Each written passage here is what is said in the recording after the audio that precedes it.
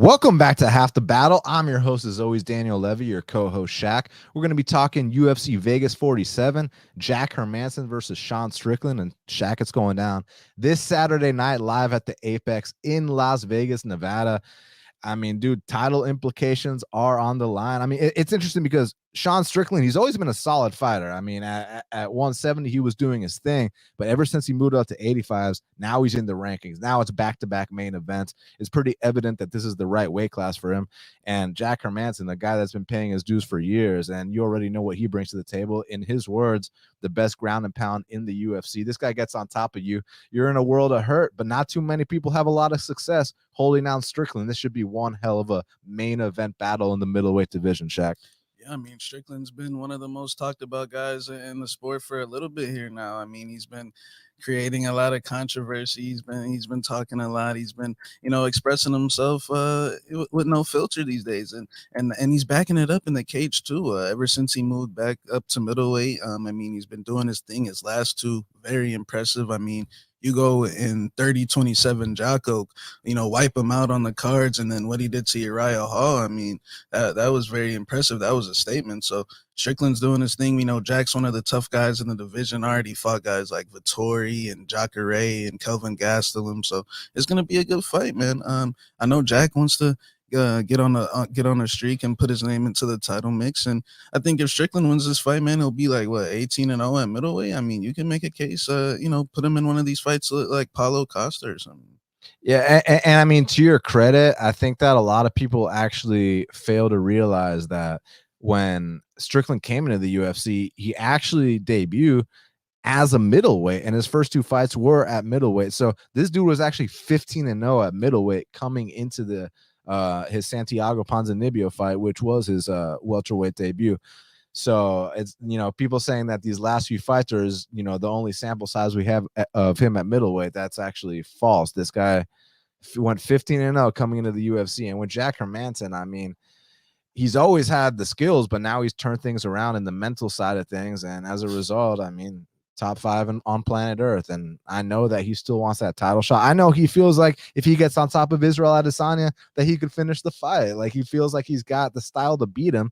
So this fight is going to let us know a hell of a lot. And then in the co-main event, it's interesting because a lot of people were actually surprised by this being the co-main event, but I like it a lot, stylistically speaking. I hear the narrative that, it's because it's Nick Maximov, who's the Diaz brothers' boy, that's here, but I'm not convinced that's why. I mean, I think these are two bright prospects. Puna Soriano, obviously, we've called him Hawaiian Vitor in the past.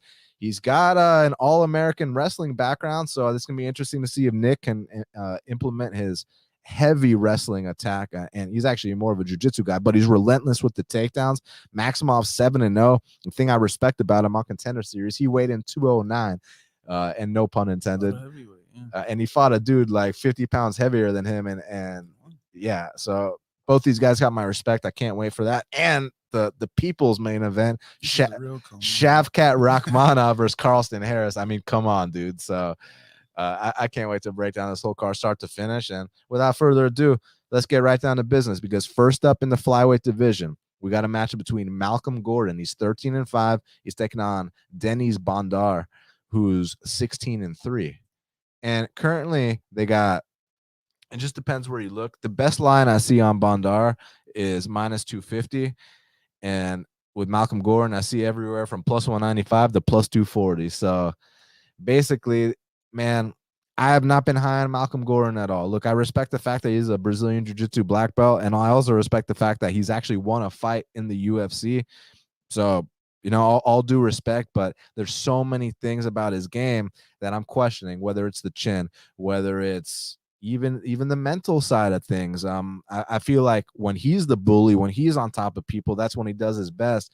It's just in the compromising spots. Like, when you take Brandon Royval's back, I mean, it's not a guarantee the fight's going to be over, but it is a guarantee there's going to be scramble after scramble. Whereas if you put Malcolm Gordon in that one bad spot, that's where I think the fight's going to end. And even though I don't consider Dennis Bondar to, be the next top 10 guy or anything like that, I don't think you have to be the next top 10 guy to beat Malcolm Gordon in a fight. And the thing I like about Bondar is, even though you can make some criticism about the level of competition he fought on the regional scene, but the skills I see and the progression I see is what I like. I mean, when this guy gets on top of you, he's got devastating ground and pound. He goes forward the entire time. He's a dog, and I think that should be enough to carry him to possibly a finish here against Malcolm Gordon. So yeah, give me Dennis Bondar to come out here and win his UFC debut and most likely get a finish.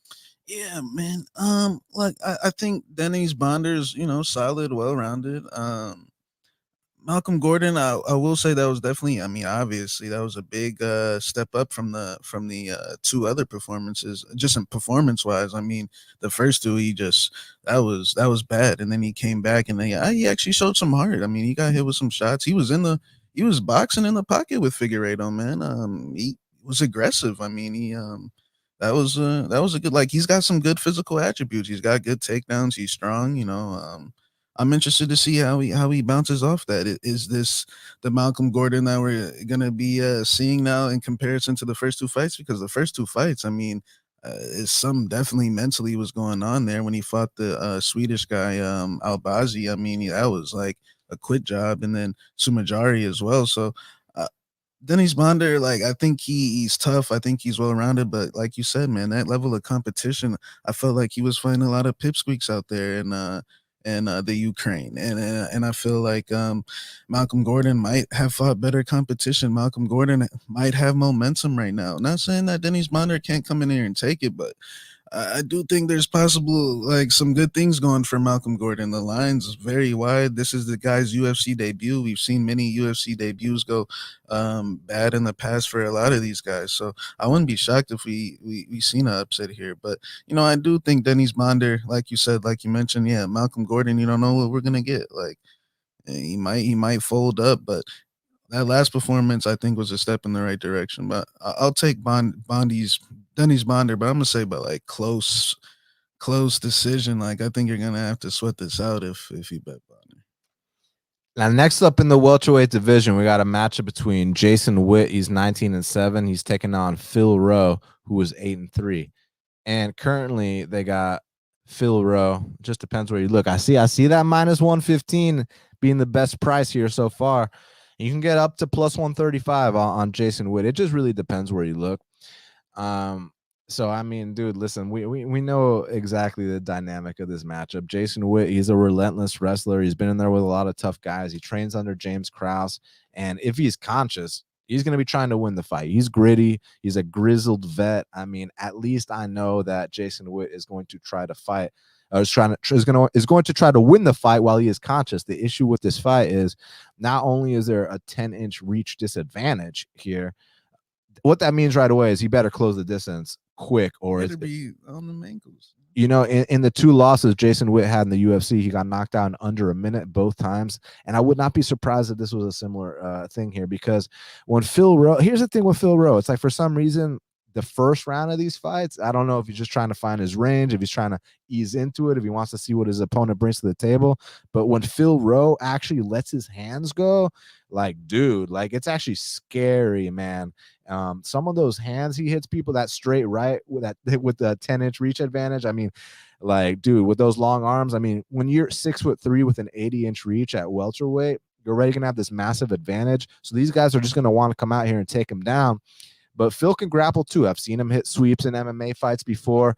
But I think the bottom line is when they get back up to the feet and Phil finds his range, I think it's going to be a big right hand down the pipe. I mean, when he hit Orion Kose with that first big right hand, I mean, it's like Orion was on stars, man. It's like his life flashed before his eyes, man. It was crazy. And then those knees are just vicious. Like, I think there's so much potential for this guy, Phil Rowe.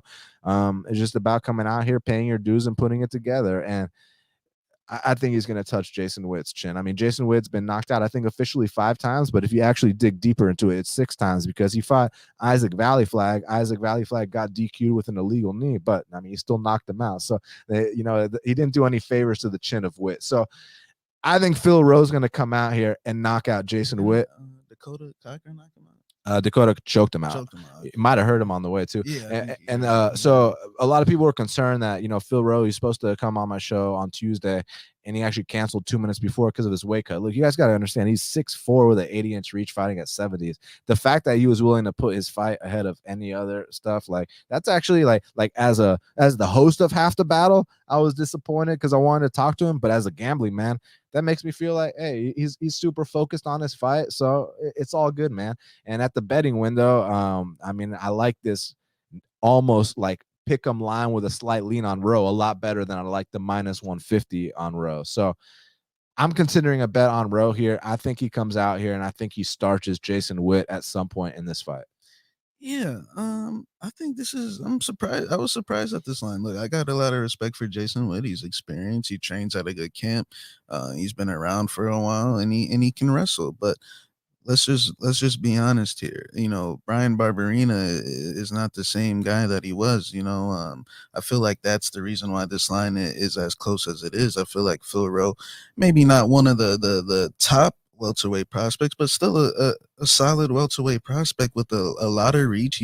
That fight against Gabe Green, I thought was very exciting. I mean, Gabe Green fought Daniel Rodriguez and didn't get knocked out. You know, I mean, ate all of his shots on very short notice, and then he came back against Phil in a great fight. Man, look, it was back and forth.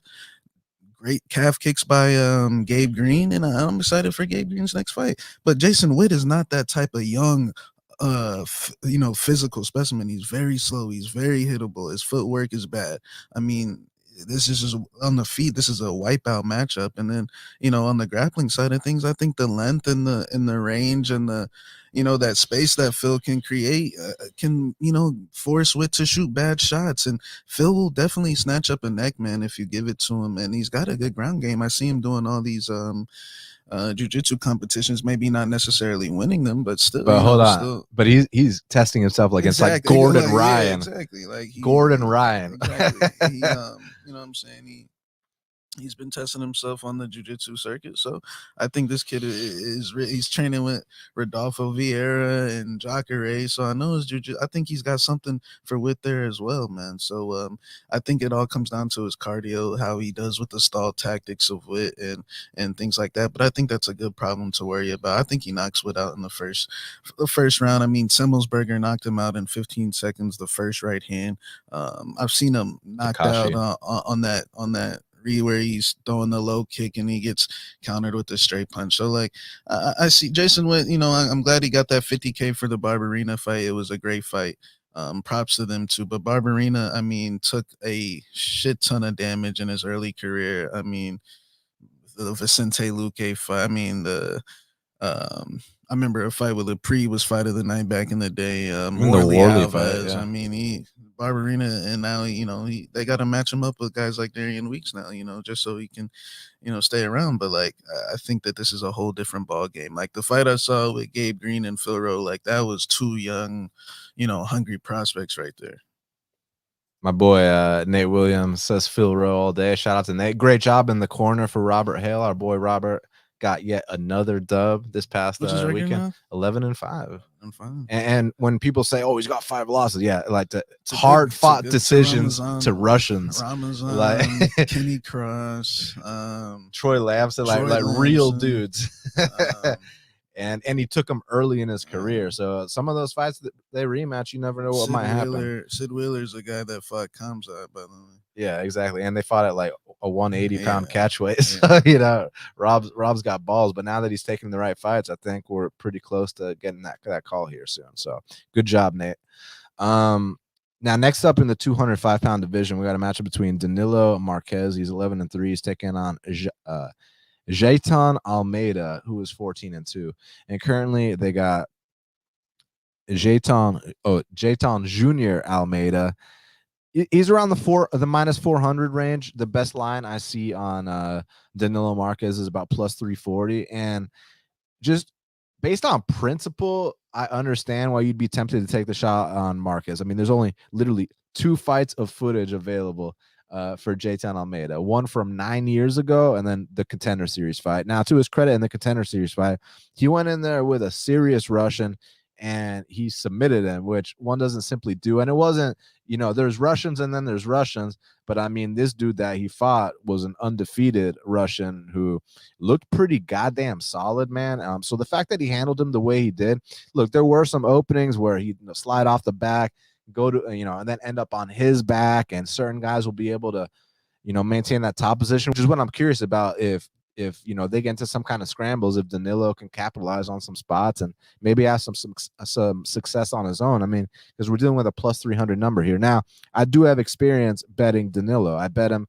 at plus 225, I think, against Mike Rodriguez. The thing we got to understand is the ground game and just the overall willingness to fight of Mike Rodriguez compared to Jayton Almeida. Mike Rodriguez retired? Yeah. He's a coach now. It's just night and day. I mean, Jayton is a serious black belt. Mike Rodriguez is a serious white belt.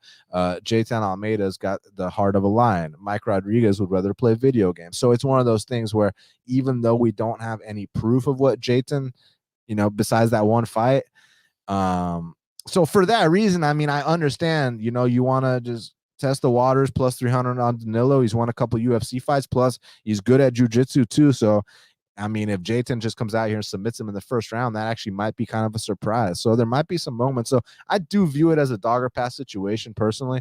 I mean, I'll lean Jayton because I do think he's got some physical attributes. And just on the flip side, it's going to be hard for Danilo to implement his game on Jayton. So the pick is Jayton, but or Jayton or whatever his name is, but I don't know. I mean, I wouldn't fault like a 1 unit or a half unit shot at plus 300 odds on Danilo Marquez in the spot, just as we don't have too much proof of what Almeida does.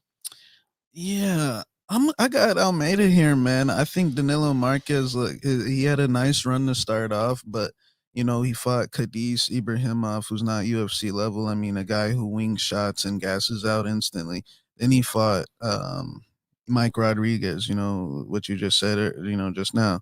And his fight against Kennedy. I mean, look, he can definitely has good single legs and can take the back, but what else? He doesn't have anything else. I feel like, his stand-up is slow. He's very hittable.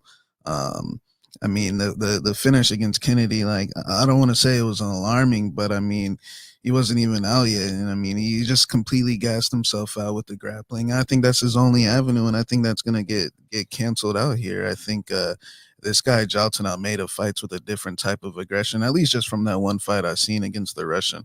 And I mean, the way they're hyping that fight up, man, I think this is like one of the Contender Series guys. I feel like, what's the Australian kid's name? Jack Dela. Like, that kid and this guy, like, the way they're promoting them, way they're hyping their fights up on the YouTube and all these things like that. I think they're trying to push these guys. Now, I know not all of them works, but you can see the proof in the pudding with those guys, like the kid that fought Jamie Pickett or the kid that fought Algeo or things like that. Like, I think like like he just beat an undefeated Russian and blew through him right away. I'm not sure that's something Danilo Marquez could do. So I'm going to go with Jailton Almeida to finish this guy by knockout. Well, Danilo did beat an undefeated Russian named Khadis at the time. However, turned out Khadis wasn't the Russian we thought he all was. But listen, man, not everyone can be the best. But yeah, I feel you. Next up in the women's bantamweight division, we got a matchup between the vet Alexis Davis, the former UFC title challenger. She's 20-11, and she's taking on Julia Stoliarenko, who is 9-5. And guys, it's not Julija, it's Julia. That second J is silent. Alexis is minus 240. The comeback on Julia is plus 200. I mean, listen, Alexis Davis should come out here and have a veteran type performance. I mean, what we know about Julia is, look, she's tough. She's known, she's got an affinity for the armbar off her back, and that does happen a lot in women's MMA. I wouldn't be surprised. The reason I'm just, I'm hesitant to lay a price like minus 240 on Davis. I mean, she lost 4 out of her last 5. She's going to be 38 her next birthday. So you never know. I mean, one day a 28-year-old like Julia could turn things around. But based off how they match up and based off the experience difference, I do have to go with Davis. I just think the price is kind of right, so I don't really see too much value there. But the pick is Davis. Yeah, I mean, Julia, how you say her name? Julia. I think. I mean, yeah, she's tough. Fought some good competition too. Not like she's losing to scrubs or anything. I think this might be a better fight for her. Possibly Davis is on the tail end. Like this is one of it's tough because she's not very good, but women's MMA, anything can happen, man. And you do have a wide line. I feel like this is a dog or pass situation. I don't think you can lay that on Davis. But Davis, yeah, she is the vet. I mean, her last fight, that was a close fight against Kian Zad, who's top 10 or 11, 12, whatever. So yeah, I definitely agree with her being favored, but I think it's a dog pass situation. I'm gonna take Stoliarenko in the upset. Okay. Why not fluke armbar or something like that? Hey, it's happened many times. Now, next up in the middleweight division, we got a matchup between Marc-Andre Barriault. He's 13-4. He's taking on Chidi Njokuani, who's 20-7. And currently, they got Marc-Andre Barriault minus 125. The comeback on Chidi Njokuani is plus 105. Dude, it's good to see Chidi in the UFC, man. I mean, Chidi is a guy that's truly paid his dues. I mean, we're talking about a guy in Chidi who finished Alan Jouban with a body kick. We're talking about a guy in Chidi who beat Max Griffin. We're talking about a guy who's been in there with a bunch of tough guys throughout the years, man. And it's funny. I actually max bet Chidi to beat Melvin Gillard like maybe 5 years ago. Remember when Melvin used to be a 55er, and then now he's fighting at like 85s and shit. He's like on an 18 fight. That's unfortunate. The opposite of an unbeaten streak. Yeah. Melvin used to be a bad boy, man. Hey, Nate, I know you're watching this. Let's get Rob a fight with Melvin Gillard. Look at another UFC vet under his belt. You know what I'm saying? That'll never hurt. And if Jared, if you're watching this, he's fighting at 85s these days. So if you want a piece of Melvin, you go ahead, let your management know. But look, all bullshit aside, man, Chidi's paid his dues. And the thing that I've always noticed about Chidi, Shaq, is that, like, firstly, he's got the size. I mean, the guy's massive. He's Nigerian. He's tough. It's just sometimes, like, I want more from him. Sometimes, like, I feel like he could be even more violent in there. And then also on the mat, he's actually worked his way to being a black belt in jiu-jitsu at this point. But sometimes when I've seen him get taken down, he's not able to get back up. And sometimes I've seen him finished on the mat. Now, granted, he has been working, relentlessly to patch up that part of his game. But that's where there's been issues in the past. And then sometimes maybe there's a bit of a slower pace than you would like. The thing about this kid, Barriault, it might not look the prettiest, but he can. I mean, if you want one UFC fighter on your side in a bar fight, Barriault's one of my go-tos, man. I mean, when he gets dudes up against the fence, he puts his hand on their throat and then he starts going with those uppercuts. I mean, the dude gets nasty in there. He gets dirty in there. So if Chidi can't find his range, I mean, this could be a good spot for Barriault. But man, I got to know. I want to know your opinion first. Because look, Chidi's definitely paid his dues. Barriault's looking the best he's ever looked. I think it's the perfect time for these two to meet. Yeah, I mean, Chidi. This is a tough fight for Barriault. I mean, the last two he definitely looked good, but you could definitely say that Abu and Dalcha aren't as technically good as Njokuani. And Njokuani's experience is not like a guy coming into his debut that's got like 5 or 6 7 fights. We're talking about a guy that's been on big promotions before, Bellator, so he should I don't think he should be as nervous in comparison. But look, Barriault is definitely looking good. My only concern is the out in space. I mean, Chidi, man, he's got some serious feints, man. And if you start biting on those feints, it could turn ugly really quick. We're talking knees, elbows, serious Muay Thai, man. I mean, and he can knock you out. And Barriault is very durable now. Don't get me wrong, but when he fought Christoph Jocko, there was a few things that he struggled with out in space. I mean, he's not known for his technique. He's more of, like you said, a dirty boxer, get in the clinch and just be dirty and be a bully. He's gonna have to do that. I think he's gonna need to tie Chidi up instantly and start working that and working that. So I think it's in the range, accurately lined, man. I think that, like, look, I think you can't go too crazy, man. I think that sometimes that slight chalk in spots like this. I know Barriault's been doing his thing, but Dalcha and and Abu, like they swing sloppy, wide hooks, get tired down the stretch a little bit, big muscular, heavier set guys. Barriault, he likes that type of stuff. But I feel like this is a completely different matchup. I'm gonna take Chitty, man. I'm gonna take Chitty to I don't know, maybe a tough decision, but like I think that could be a good dog spot, but it could go either way. But I'm gonna take Chitty to just be sharper, on the outside, frustrate him a little bit with that, and pick up a win. I mean, I could see it, and it's been a long time coming for a guy like that. Plus, he's the dog, so I like that. I'm gonna slightly lean Barriault, man. I think he's hitting his stride right now, and I think that if he can really close that distance, whether it's in the clinch, whether it's getting on top of Chitty, I think that that's where he can kind of, break away as the fight progresses. It's just obviously at range, and if Chitty's on mentally and he's actually letting things go, like I mean, Chitty's a guy. Like I already told you about how he beat Alan Juban, and who's the other guy I mentioned? That Max Griffin. Oh yeah, Max Griffin, Alan Juban. And I forgot about this. He actually knocked out Andre Fialho in like 20 seconds. Yeah, Fialho is the guy that just fought Michel Pereira, who is no slouch at all. So Chitty, I mean, when you talk about as experienced and as dues paid as it can get, making your UFC debut, like this is not just any UFC debutant. So I definitely think y'all got to pay attention to him. I'm leaning Barriault, but I'm happy to be proven wrong here.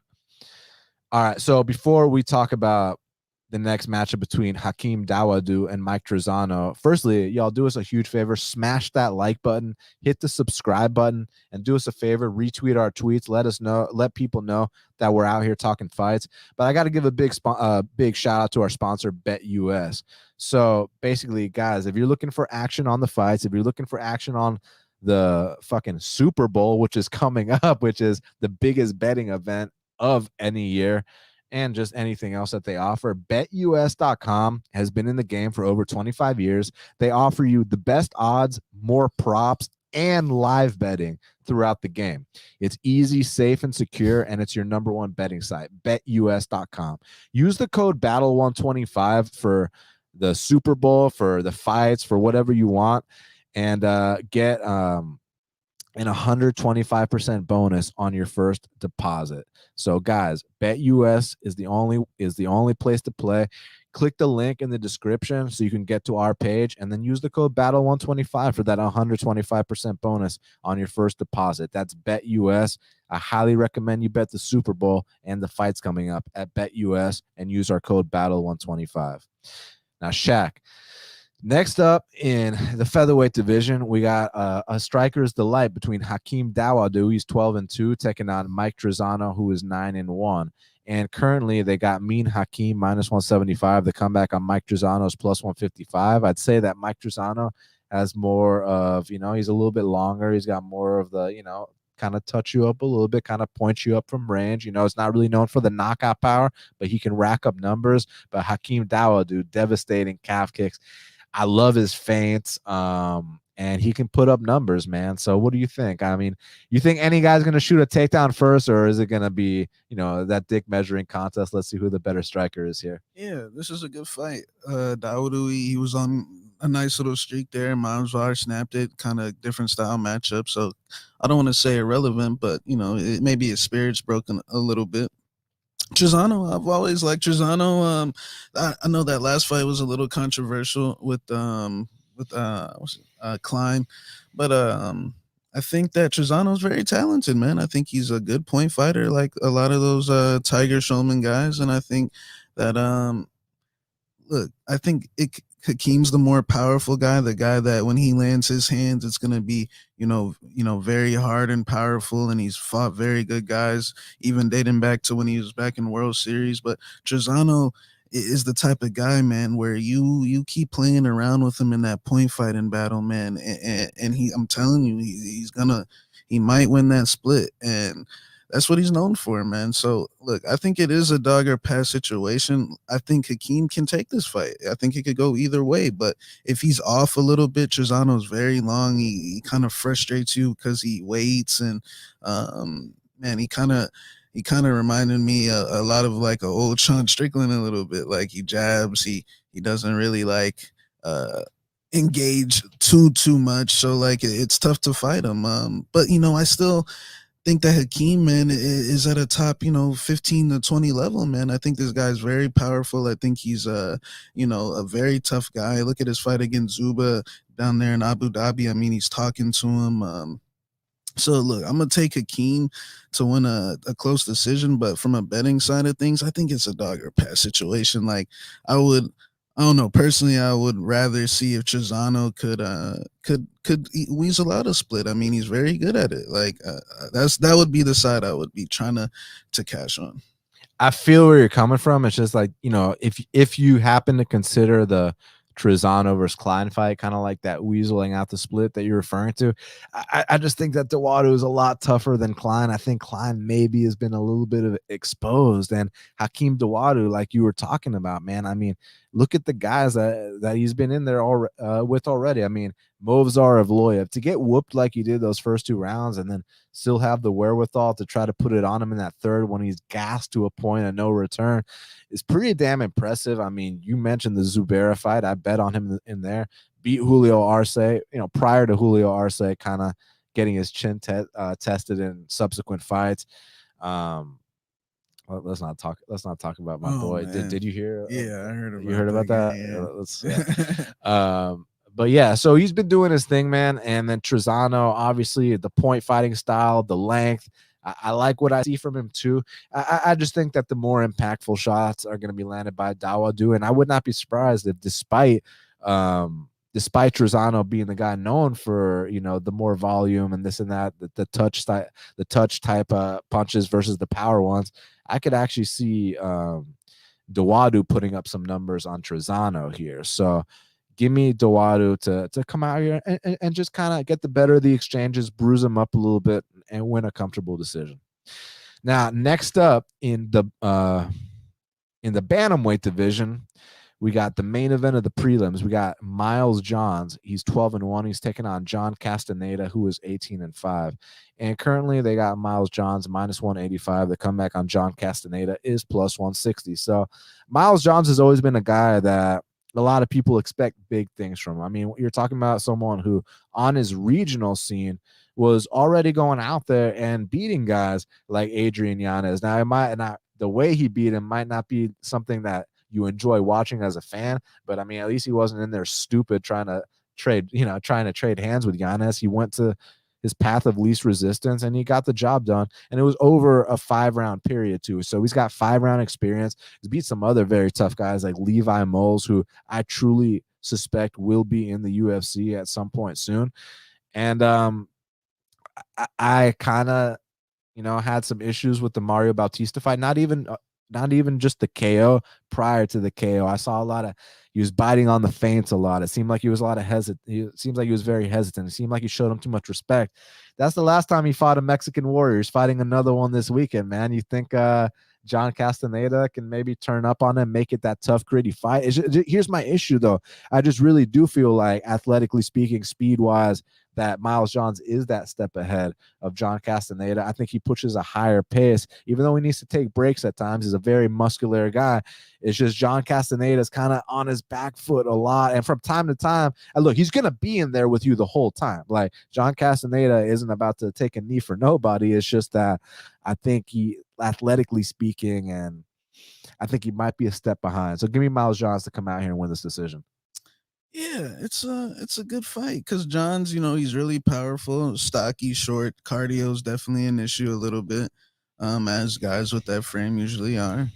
Castaneda is kind of, yeah, I agree. Like his weakness, I would say, would be the hesitancy thing. I think, will he throw enough? Because just technically speaking, footwork, feints, movement, I mean, I think he's ahead of Miles Johns.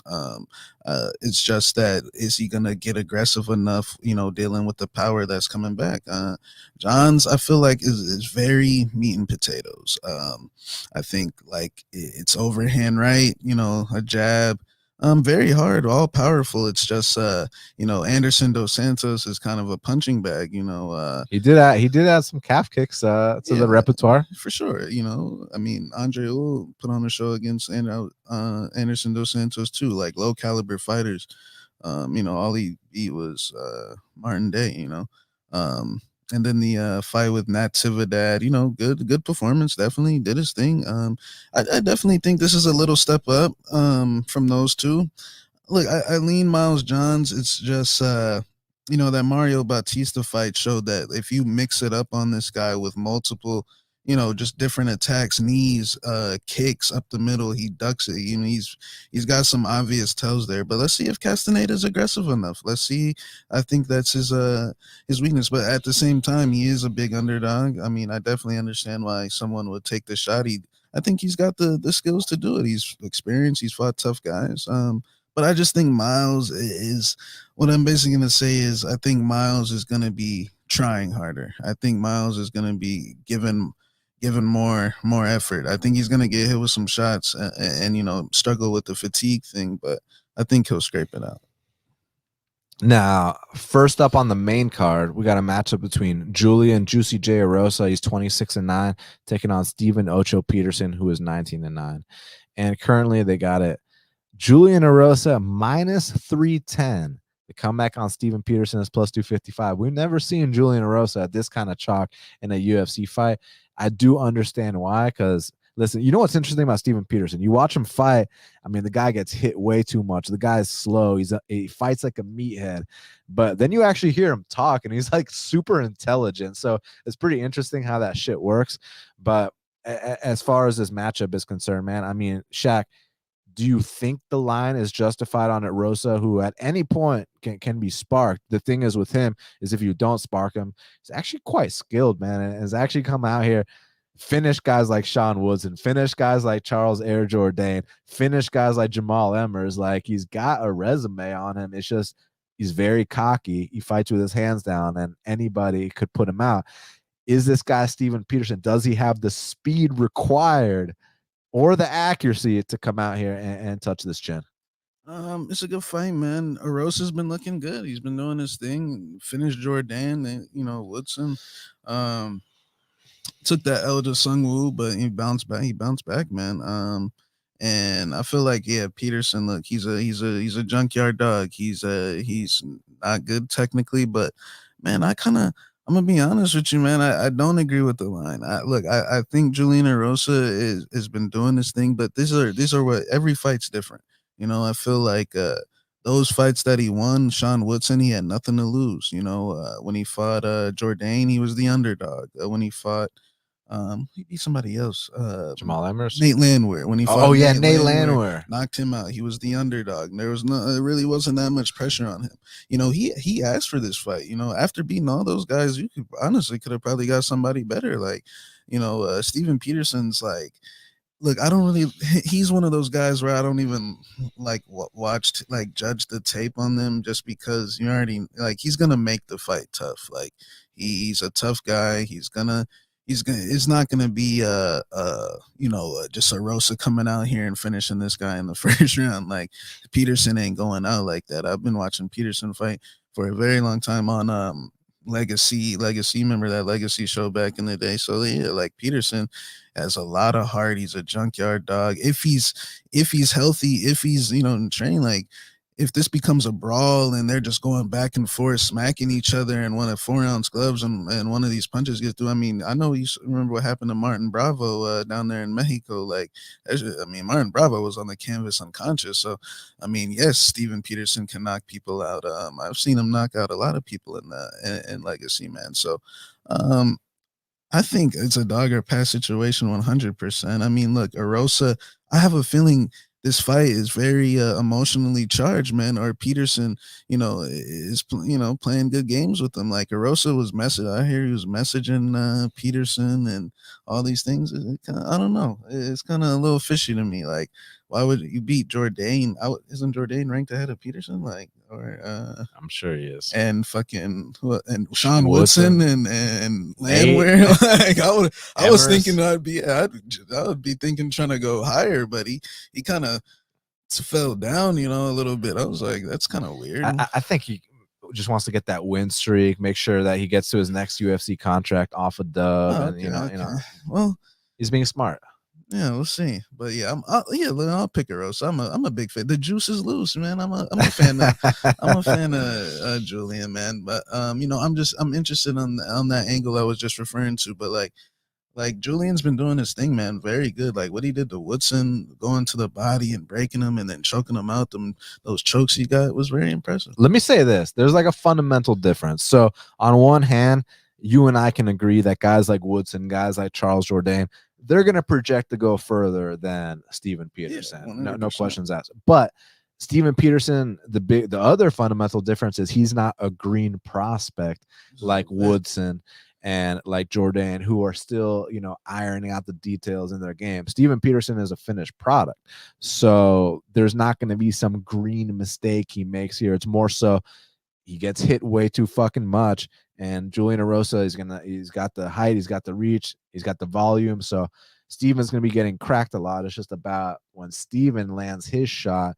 Julian's been dropped every fight. Every single fight. It's just what I notice is if you let him off the hook, he comes back and he wins the fight. I mean, Woodson dropped him, let him off the hook, ended up getting finished.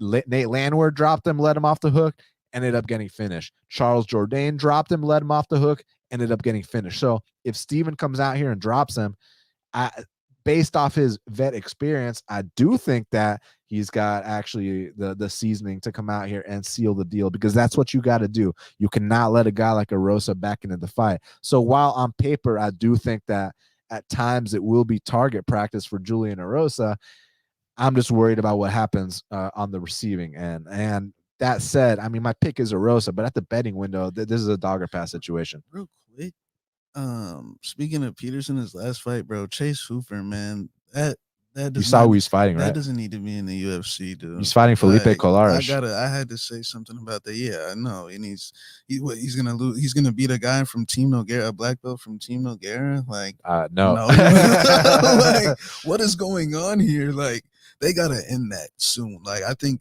they tried the whole cute afro thing, but like, man, like that was not a good look for the UFC. The thing you gotta understand, even though we both agree Colares is gonna win that fight, it's like, how much lower can you go on the totem pole? Like Domingo Pilarte is probably out the UFC by now. Journey Newsom. It's like, it just shows the level at the UFC that like Felipe Colares might be at the bottom end, but the dude's still a stud, right?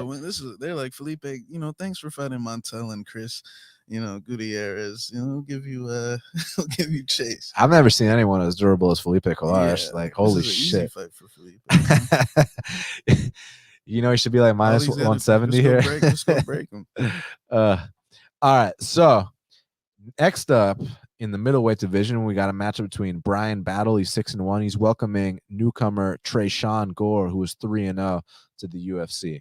And currently they got Trizano Gore minus 155. The comeback on Brian Battle's plus 135. So Shaq and I actually had the honor to call Trizano Gore's pro debut and his second ever pro fight. So we've been knowing about this guy for a long time. Now, Shaq and I talk often about the prospects on our regional scene, who we think are going to go the farthest, who, like you guys have heard me talk about the Robert Hales, the Nathan Williams, the Jared Goodins, et cetera, et cetera, et cetera. But Shaq was always telling me, like, dude, like, this kid Trizano caught my attention. Like, you were telling me that he's the guy you think has the most potential. So go ahead, man. What do you think about this debut matchup? Yeah, man. I mean, kid's a good striker, man. I mean, he throws big bombs. He got good kicks. His timing is on point. I mean, his wrestling defense is on point. So, yeah, that's why I said those things. I mean, I just thought his striking was by far, a lot better than a lot of guys around. But, this fight with Brian Battle, he's coming off the ACL surgery. But, their gym, he's trained by Douglas Lima and Diego.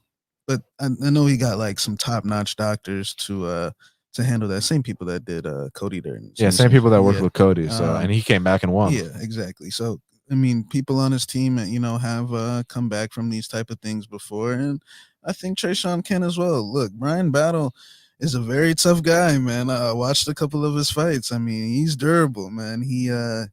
He's very tough, man, and he imposes his will on guys. Definitely not the fastest, definitely not the sharpest, but he's tough, and he'll be in there, man. So Trayshawn's got to be ready for a 15-minute grueling type of fight. Something that Brian Brattle does have more experience than him in that. So, but I think, man, Trayshawn is striking and the way he sets his shots up and just this kid's mindset, man. Like, I think that Brian Battle is gonna really feel these shots, man. I think that some of these shots he's not gonna be able to just keep coming forward on and imposing his will. Trayshawn, kind of puts guys in their place. At least he has so far.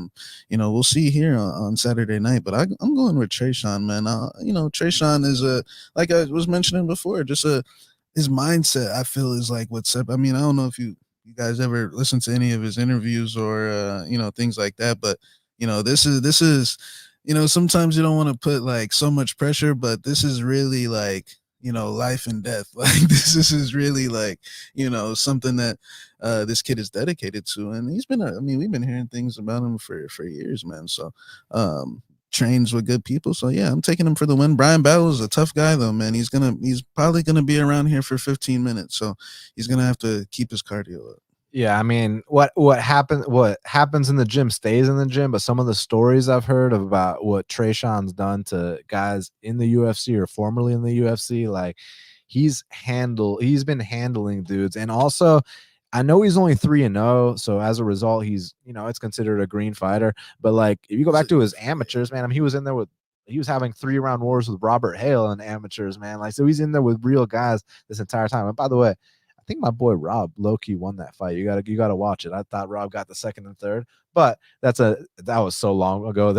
We're talking about amateurs now, Yeah. Allen Iverson voice.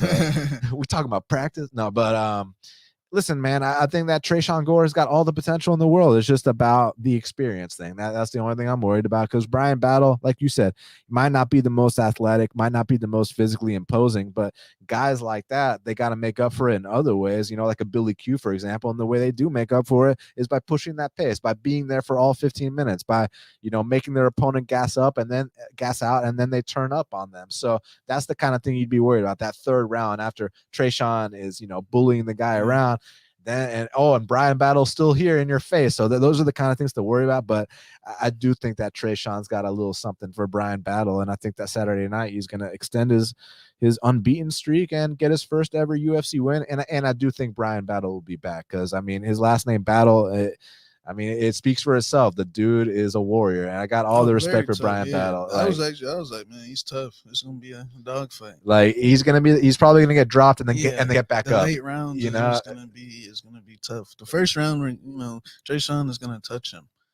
It's just after that set 8-minute mark is when Brian Battle, he's a dog.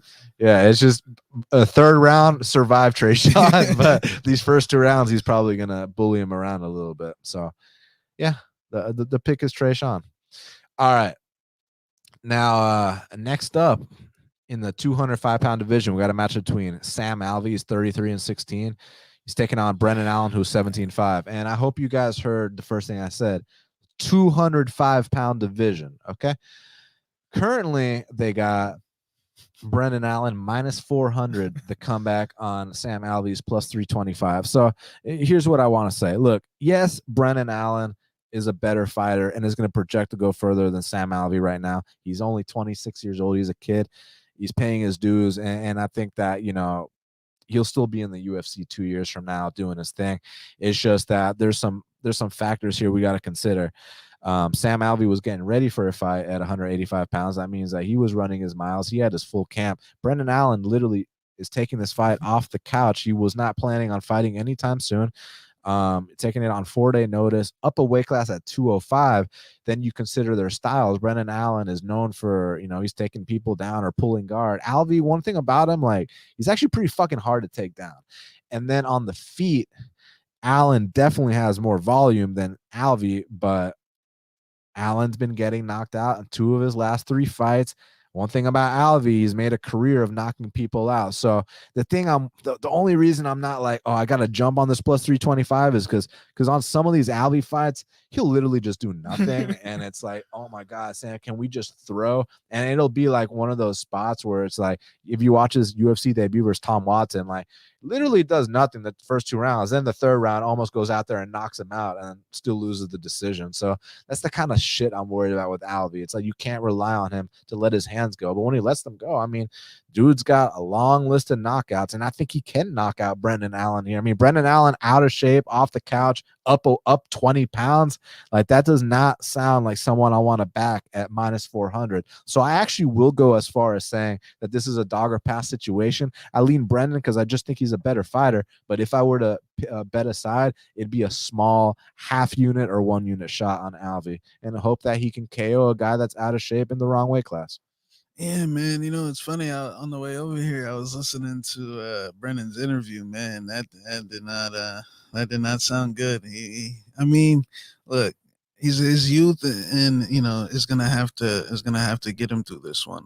Because Brennan's kind of, you know, he did stand up with Puna Haley in the pocket for 3 rounds and kickboxed him, and threw kicks to the body. So I think the things to beat Sam Alvey are in his repertoire. It's just, is he in shape? What if he overcommits in the wrestling and then, gasses himself out? And because I've seen Brennan flop to his back before. I've seen him, when he fought Fluffy Hernandez and LFA, things didn't go so well.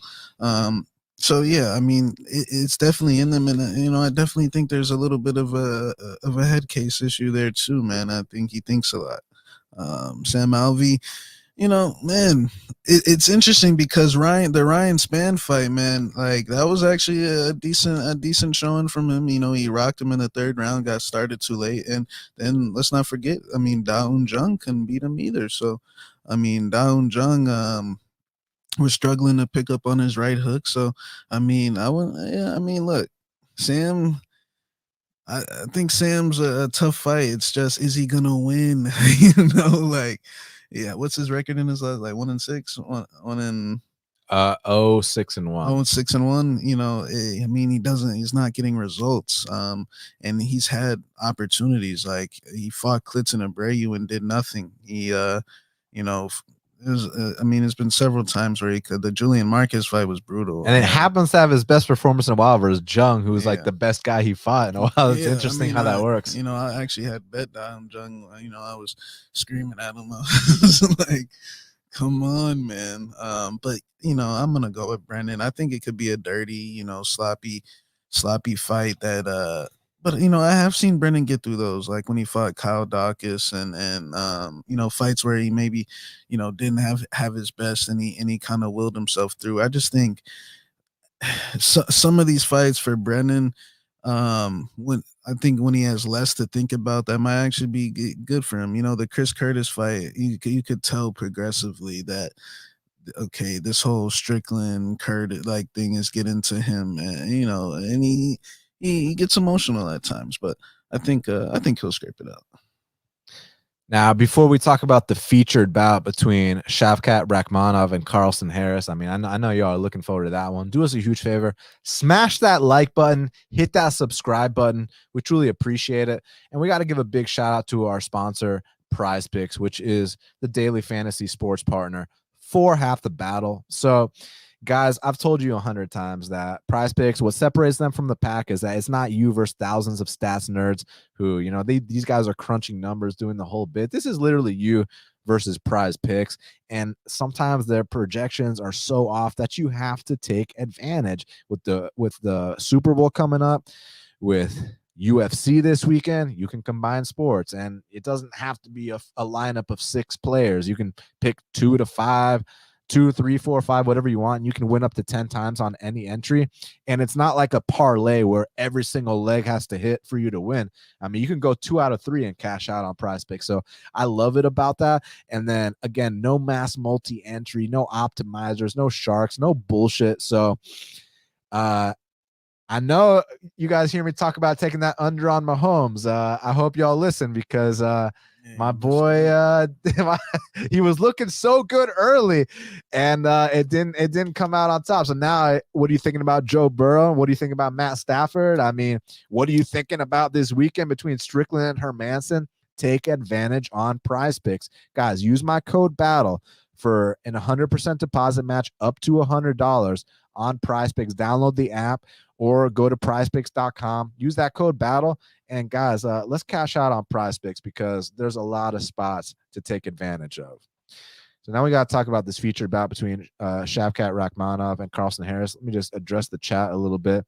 Got my boy Clint in the house. What's up, Clint? Hope you're doing well, buddy. Nate Williams predicting the Trizano by KO. Felder Zero says, Hablo español, pero quiero aprender inglés. What she's saying is she speaks Spanish, but she wants to learn English. Well, you're at the right spot, Felder Zero. So we hope to help you out with that. And let's get down to this featured bout, y'all. So smash that like button for us, and here we go. Next up in the welterweight division, we got the featured bout between the undefeated Shavkat Rakhmonov. He's 14-0. He's taking on Guyana's Carlston Harris, who is 17-4. And currently, they got Shavkat Rakhmonov minus 230. The comeback on Carlston Harris. Depending where you look, I see a plus 200 on him. This is one of the best fights on the entire card. And I'm curious to see if it's going to be this back and forth fight or if one guy is actually going to come out here, dominate, and make a statement. Because, I mean, Carlston Harris, when you talk about paying your dues, I mean, we were talking about with Chidi Njokuani, like the kind of dues he paid outside the UFC. When you talk about a guy like Carlston Harris, I mean, outside the UFC, back over half a decade ago, he was already beating guys like Michel Pereira.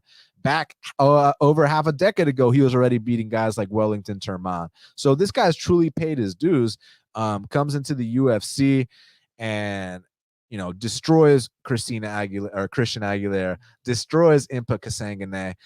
Let me say something really quick about Impa, who I respect a lot, and I actually watched him on the regional scene here. He fought in Atlanta against this guy named Tubbs.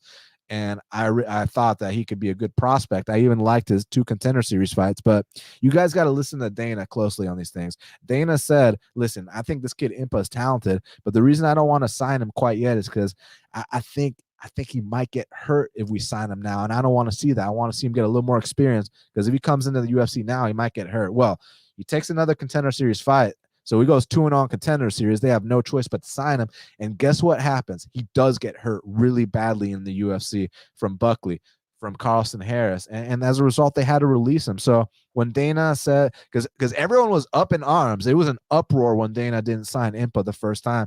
And if you remember his exact words, he says, I just don't want to see this guy get hurt. I need to see him get more experience. So listen to Dana when he talks about those kind of things. But back to this matchup, man. I mean, we're dealing with the experience of a guy like Carlston Harris, who's been through the ups and downs, nasty body lock game from distance. He's very awkward. He's deceptively long. He's got some good power. His technique doesn't look exactly the most conventional, but when he cracks, people tend to feel it.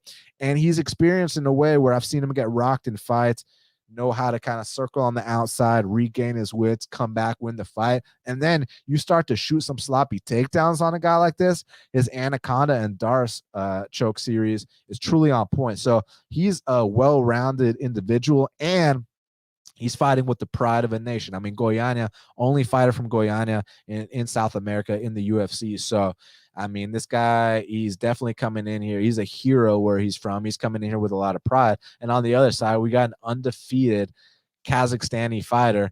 And you guys know that these guys have been emerging, whether it's the Damir Ismagulovs, whether it's Sergey Morozov, now Shavkat Rakhmonov. And he's also a guy who's beat some legit competition on his regional scene. I mean, to put in perspective, when he was only 4-0, he was already fighting guys with 17 pro fights who were 13-3. You understand what I'm saying? He beat Jong Young Park, who's been doing his thing in the UFC. And this is all outside. And Jong Young Park, the kid the Iron Turtle. Oh, shit. Okay. Yeah. You know, he beat Ray Cooper. Yeah, he did. So Shavkat's been doing his thing outside the UFC, man. He's very tall for the weight class, 6'1", with a 77-inch reach. His hands are on point. I like his chin too. I know I saw him get dropped in one of those regional fights, but he can recover. And the shots he ate in the UFC been pretty hard ones. He's been and he still walks forward. He's like a Terminator. He's very well-rounded, one-hitter quitter, and then his submission series are on point, man. That guillotine choke, that rear naked choke, I mean, only man in UFC history to finish Michel Prazeres. And what you got to understand about that is Michel Prazeres was a guy who, I mean, fucking Mairbek Taisumov couldn't finish him. Paulo Thiago back in the day. I know now that's not a big deal, but back in the day, I mean, Paulo Thiago knocked out Josh Koscheck.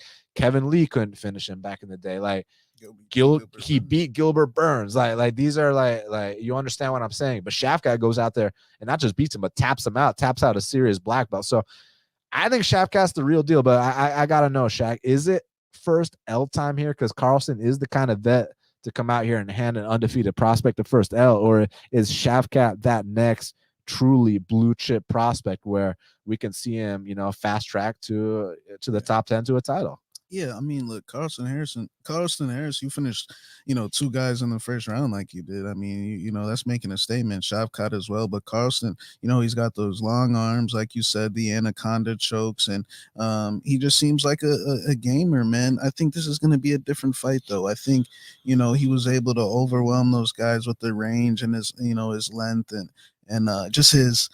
He's just way better than those guys, in my opinion. Like, you know, I feel like Impa Kasanganai, you know, has some work to do. You know, I feel like Christian Aguilera, you know, is probably on the local scene somewhere. So, you know, I think this is a big step up. And Shavkat, man, I just feel like I don't go against them Kazakhstanis too often, man.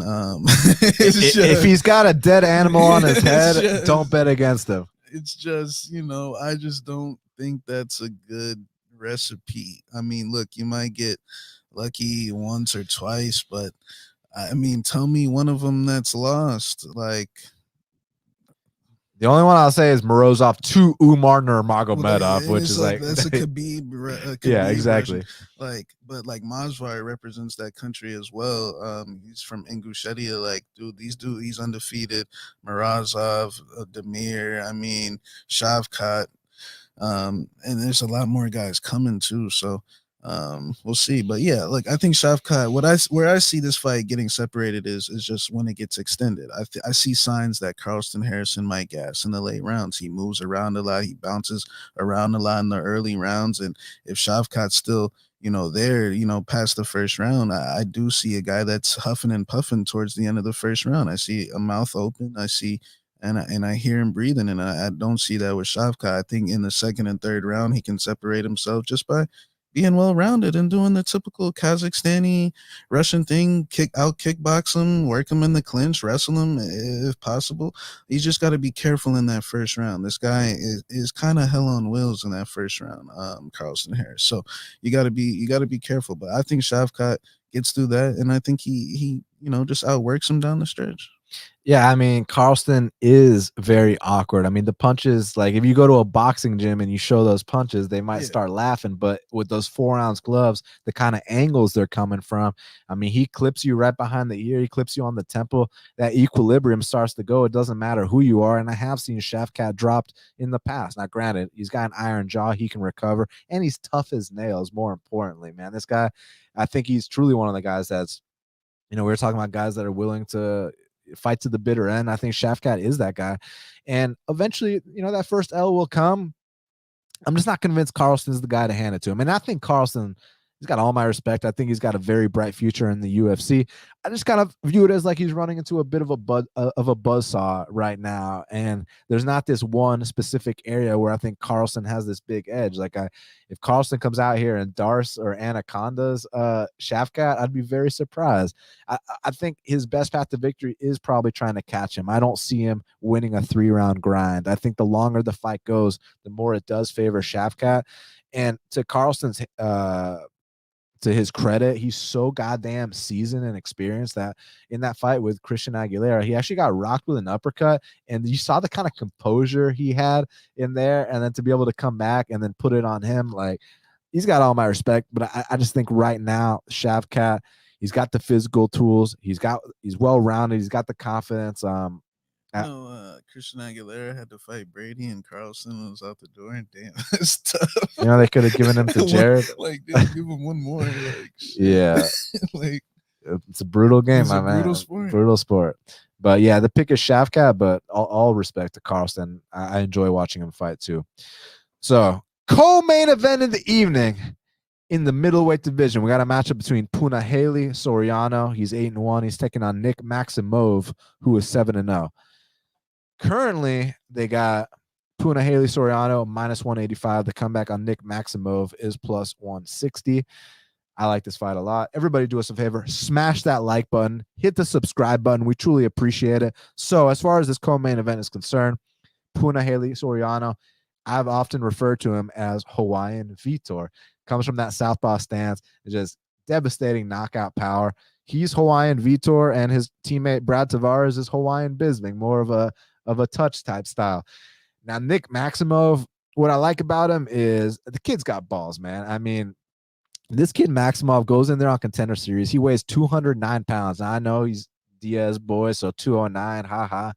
Coincidence? I think not, but no. But all bullshit aside, my boy goes in there weighing 209 pounds. Let me tell you what his opponent weighed in that fight real quick. This is kind of like an important detail. So Nick goes in there 209. His opponent goes in there 263 pounds.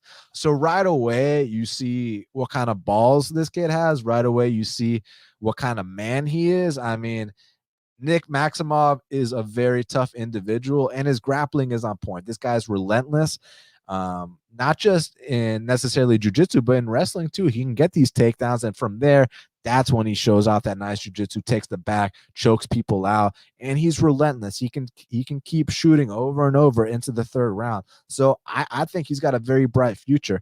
My only issue here is that I kind of think that Punahele Soriano has been tested against much tougher level competition. Puna was already fighting a guy like Jamie Pickett when Puna was 5-0. I kind of want to see Maximov in there with like a Jamie Pickett fight right now.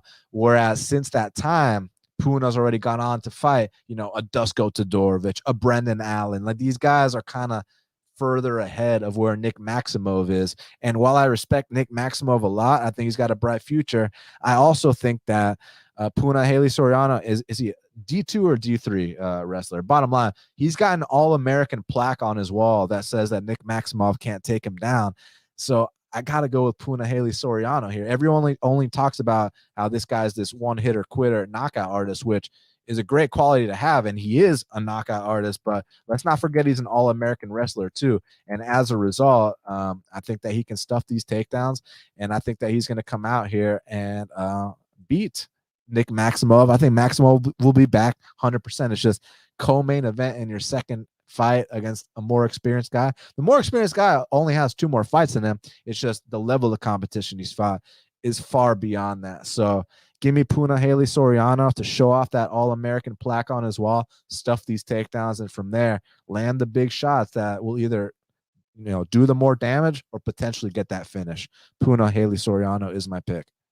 Yeah, Puna, I think it was just first L time that last fight, but look, yeah, he cardio's a little bit of an issue, but just because he's so explosive and he throws everything into that left hand, I think he just needs to, learn, take some of it off and focus on 15 minutes. Maximov, a young kid, I'm impressed with his grappling for sure. I'm not impressed with his striking though. At all. I'm sure he's working on that. I'm sure he'll be a little better for this fight, but I think Puna's somewhat considerably ahead of him in that department. And I think that Puna can wrestle. The only thing I'll say is in that Pihota fight and some of those scrambles, I mean, there's a chance Puna could pull a meathead mistake. You could see he's not really trying to get out of those things with technique. He's just trying to, muscle his way out of there. You make a mistake and, armbar. I mean, this guy is a Diaz guy. Who knows what he's got. But he's not a Chris Avila Diaz guy. No, he's actually good. Or the kid that Semmelsberger knocked out. He's not one of them. Man, I forgot about that. What was Martin Sano? Yeah, man. Semmelsberger killed that guy. This is the one good Diaz training partner. Yeah. So I think that Punahele's more experienced, and even though it's only a couple more fights, I just just that level. in the Dusko Todorovic beat Michel Pereira and a few other guys. Like, that was a big fight. But I think that he can have another one of those type of performances. I think if he comes out here, stuffs a couple of early takedowns and puts the pressure on Maximov and makes him exchange, I think he can knock him out. Brendan Allen came in with a very good game plan. He switched it up. Everyone thought Brendan Allen was going to come in with the takedowns, but he just, decided to fight for 15 minutes, make Puna swing haymakers and point him up. So I don't think Maximov is capable of that just yet. I'm going with Soriano by KO. Main event of the evening in the middleweight division. We got the number 5 ranked middleweight Jack Hermansson. He's 22-6, taking on the number 6 ranked middleweight Sean Strickland, who is 24-3.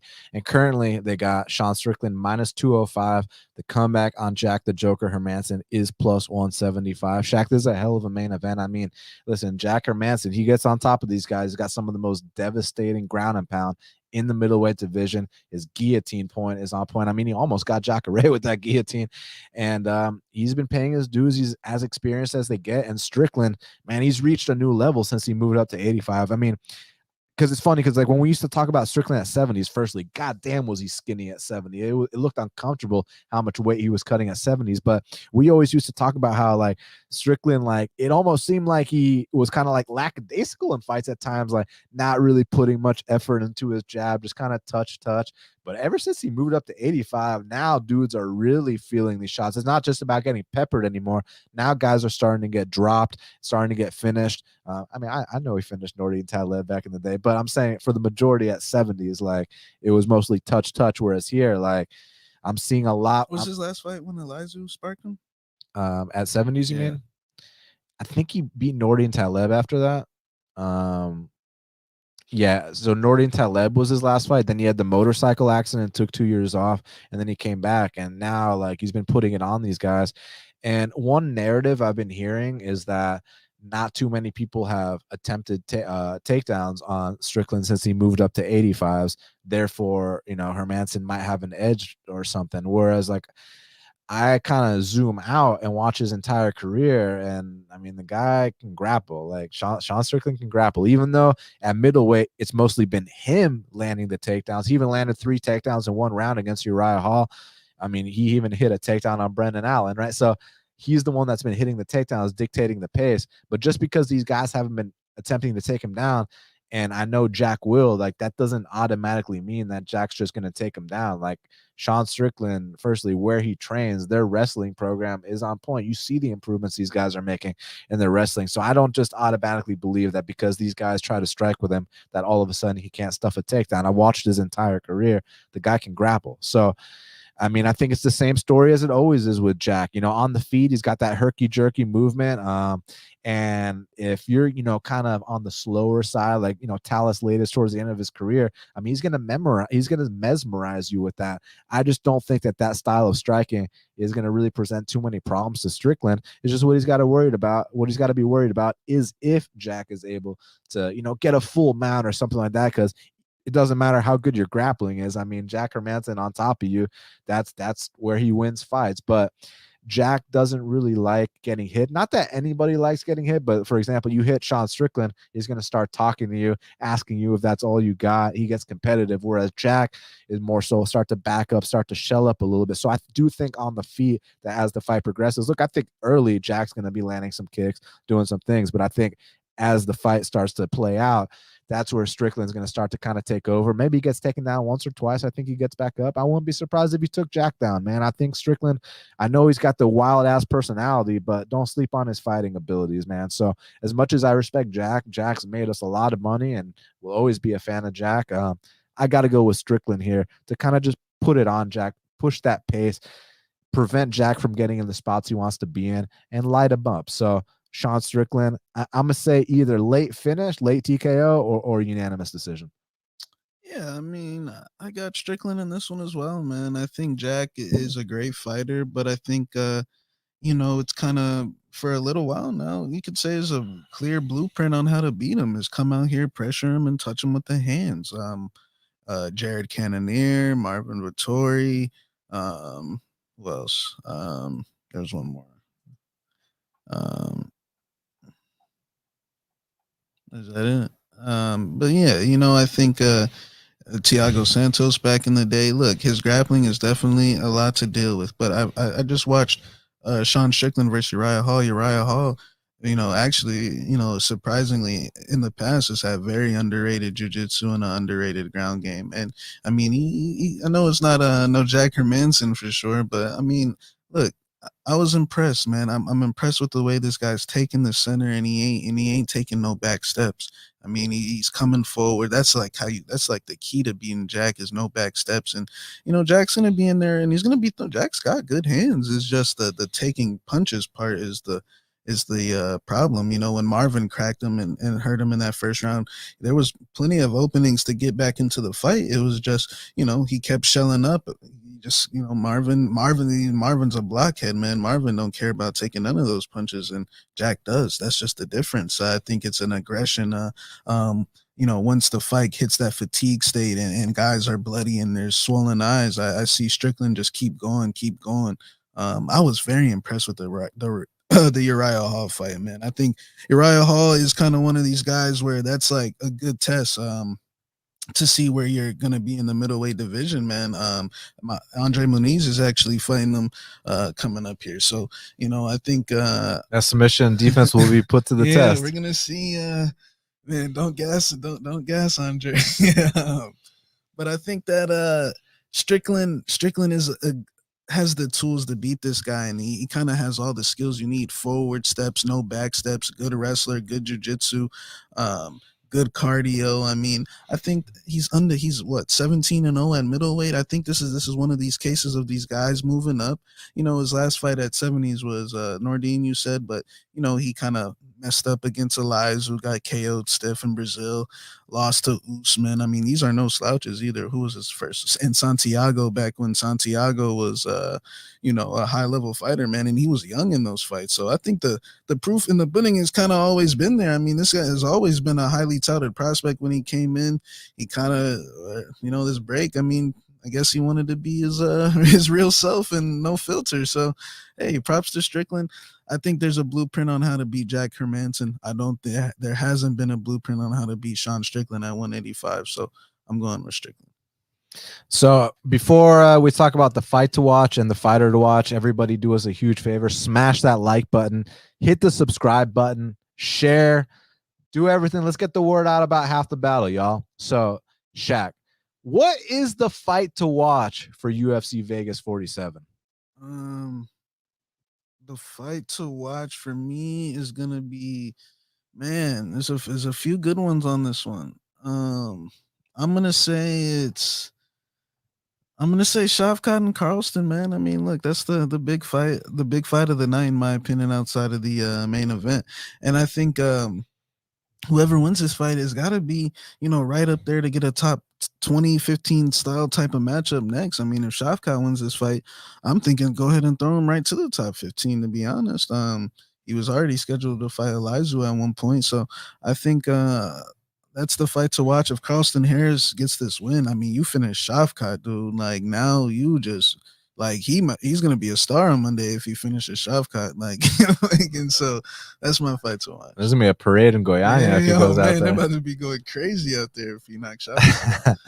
My fight to watch is Marc-Andre Barriault versus Chidi Njokuani, man. I mean, again, Chidi Njokuani is coming into the UFC with 27 pro fights under his belt. Like, this is not just some random guy making his debut off Contender Series. And Marc-Andre Barriault seems like he truly turned a corner these last 3 fights. And I think they're meeting at the perfect moment. And the winner is going to take a step up towards the top 20, the top 15, and start to get some real tests.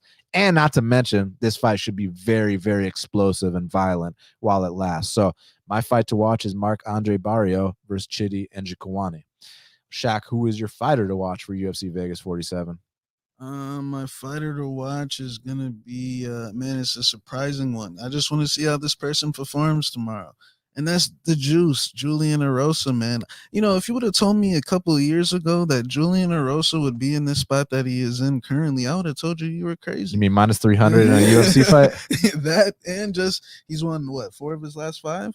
I mean, at one point, man, Juicy J was a dead man walking. I mean, he couldn't take a punch.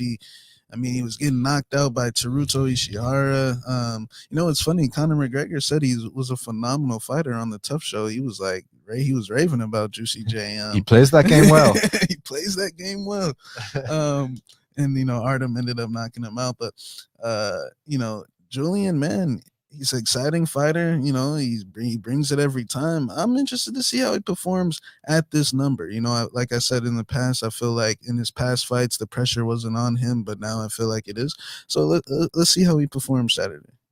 My fighter to watch is Phil Rowe, man. I think that off the bat, when you come into the UFC and you already have the longest reach in the weight class, you're the tallest man in the weight class. And when he lets his limbs go, man, I mean, it's violent. It's dangerous. Like that straight right hand that he hit Kosei with. I mean, the dude saw God. And then also, man, he's been doing these grappling tournaments against real guy, Gordon Ryan, and I think Gabriel Checo. Like, so he's my boy Rashad beat that guy. Yeah, but Rashad had to swim through some leg lock attempts. Whereas if it wasn't MMA, you never know what would have happened, man. So Rashad's gonna fight again. Yeah. Hey, shout out to my boy Rashad getting back on track. Hall of Famer, man. You know, I saw him fight in Atlanta versus John Jones back in the day. Hall of Famer. The open workouts were at my school. Like, so like we met like Miguel Torres and John Jones and Rashad Evans at Georgia State. It was pretty fucking cool. Michael McDonald was there and shit. Mayday when he knocked out Miguel. Retired, right? Yeah, because he breaks his hand every fucking fight. Miguel Torres was actually way cooler than Michael McDonald, but that's Michael McDonald's like a religious guy. Dude, he was a dick. Yeah, he's like super religious. I remember one of the kids was like, "Michael, can you sign this?" And he was like, "No." But like Rashad and Jones were like signing everything. Anyways, Phil Rowe's my fighter to watch, man. Like I think that this guy can make an impact just off the physical alone. But if you hear him talk and you watch him fight, I mean, the fact that like you see what he's doing with his hands, his elbows, and his knees in these fights. But then he talks about how, dude, my jiu-jitsu is even better than my stand-up. And you saw one of those sweeps he hit in his UFC debut. Just had to address a couple things. Look, he's green. He hasn't had 10 wins yet, you know? So once he starts to put things together, I think he's someone to look out for.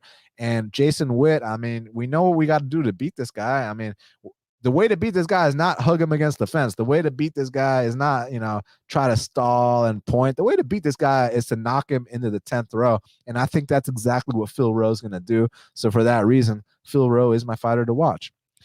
Well, Shaq, we did it. It's going down this Saturday night in Las Vegas, Nevada, live at the Apex. They can follow you on Twitter at MMAGenius05. They can follow me at BestFightPicks. Subscribe to Half the Battle on iTunes, SoundCloud, YouTube, Stitcher, Spotify. All the places where we are available. We'll be back next week for the next card. I believe we're back on a pay-per-view next week. Adesanya versus Robert Whittaker in the USA, neutral territory. So in Houston, let's see if it's a close fight, what these judges think about it. You know, hashtag Texas judge, hashtag 3026 Bosch. So I'm excited about that.